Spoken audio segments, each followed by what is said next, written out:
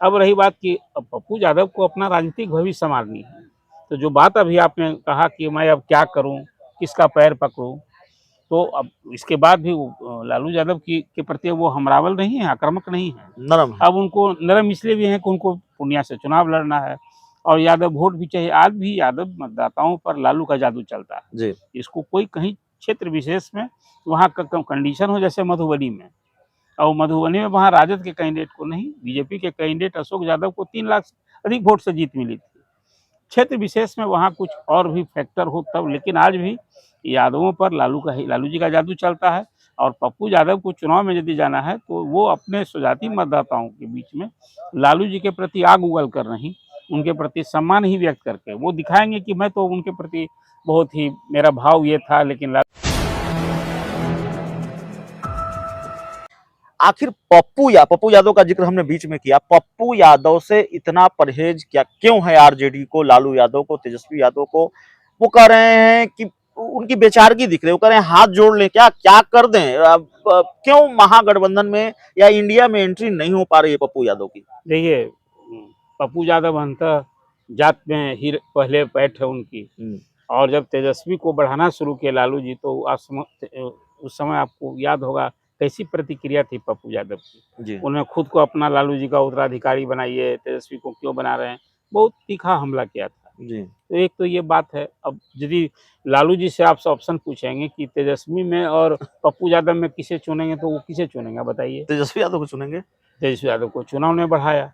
अब रही बात कि अब पप्पू यादव को अपना राजनीतिक भविष्य संवारनी है, तो जो बात अभी आपने कहा कि मैं अब क्या करूं, किसका पैर पकड़ूं, तो अब इसके बाद भी वो लालू यादव के प्रति वो हमलावर नहीं है, आक्रामक नहीं है। नरम है। अब उनको नरम इसलिए भी है कि उनको पूर्णिया से चुनाव लड़ना है और यादव वोट भी चाहिए। आज भी यादव मतदाताओं पर लालू का जादू चलता है। जी। इसको कोई कहीं क्षेत्र विशेष में वहाँ का कंडीशन हो, जैसे मधुबनी में, और मधुबनी में वहाँ राजद के कैंडिडेट को नहीं, बीजेपी के कैंडिडेट अशोक यादव को 3 लाख अधिक वोट से जीत मिली थी।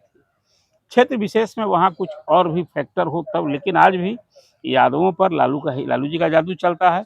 और पप्पू यादव को चुनाव में यदि जाना है तो वो अपने स्वजाति मतदाताओं के बीच में लालू जी के प्रति आग उगल कर नहीं, उनके प्रति सम्मान ही व्यक्त करके वो दिखाएंगे कि मैं तो उनके प्रति बहुत ही, मेरा भाव ये था, लेकिन लालू जी ने तवज्जो नहीं, सहानुभूति का वोट लेने की कोशिश करेंगे। ये बात है। लेकिन पप्पू यादव एक संघर्षशील नेता हैं। वो हमेशा जनता के कॉज पर लड़ते रहते हैं, कभी नीतीश जी पर, कभी लालू जी पर विरोध भी करते हैं, बीजेपी का भी विरोध करते हैं। लेकिन अब राजनीतिक भविष्य, अब देखिए उनकी धर्मपत्नी कांग्रेस की एमपी हैं, तो वो कांग्रेस के भी नज़दीक हैं। जी। अब वो जो सीट लड़ने की बात है, पूर्णिया सीट भी कांग्रेस मांग रही है।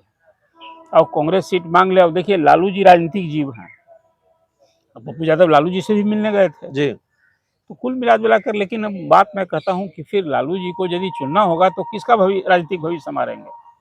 तो पप्पू यादव तो राजद का एमपी रहे, लगातार 4 साल विरोध करते रहे, उनकी मेमोरी खत्म नहीं कराई लालू जी ने। आप ये कह रहे हैं कि तेजस्वी यादव के राजनीतिक भविष्य के लिए पप्पू यादव को खतरा मानते हैं लालू प्रसाद यादव?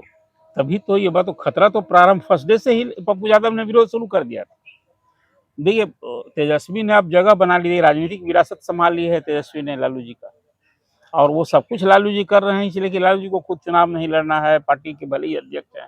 वो जो कुछ आज कर रहे हैं वो अपने सुपुत्र की ही राजनीति को संवारने के लिए कुछ कर रहे हैं, तो उसमें कोई खलल डालने वाला कोई भी व्यक्ति होगा, कैसे लालू जी स्वीकार करेंगे? जी। लेकिन अब लोकसभा का चुनाव है और यदि बीजेपी को हराना है, उसमें लालू जी बहुत राजनीतिक निर्णय भी ले सकते हैं। मैं आप एक उदाहरण मैं मतलब मानता एंट्री हूँ। हो सकती है। हाँ, एंट्री हो सकती है। अब वो कांग्रेस के माध्यम से, यदि कांग्रेस के लिए वो सीट मिल जाए पूर्णिया, आपको याद होगा एक चुनाव में पप्पू जी ने उस सीट कौन लड़ा था वहाँ, याद कीजिए, पूर्णिया जी। में। जी। तो लेकिन अब लालू जी को जहाँ चुनना होगा पुत्र में और पप्पू यादव में, तो स्वाभाविक किसे चुनेंगे? मैं आपसे इस सवाल का जवाब सवाल से ही अब देता हूँ, आप खुद चलिए, तो समझिए। हमारे साथ बिहार के वरिष्ठ पत्रकार अरुण पांडे सर थे और लगातार इनसे चर्चा होती है। बिहार के मौजूद राजनीतिक सवाल जो होते हैं, बिहार के बदलते राजनीतिक घटनाक्रमों पर जो सवाल पनपते हैं, और आज भी कई विषयों पर लंबी चर्चा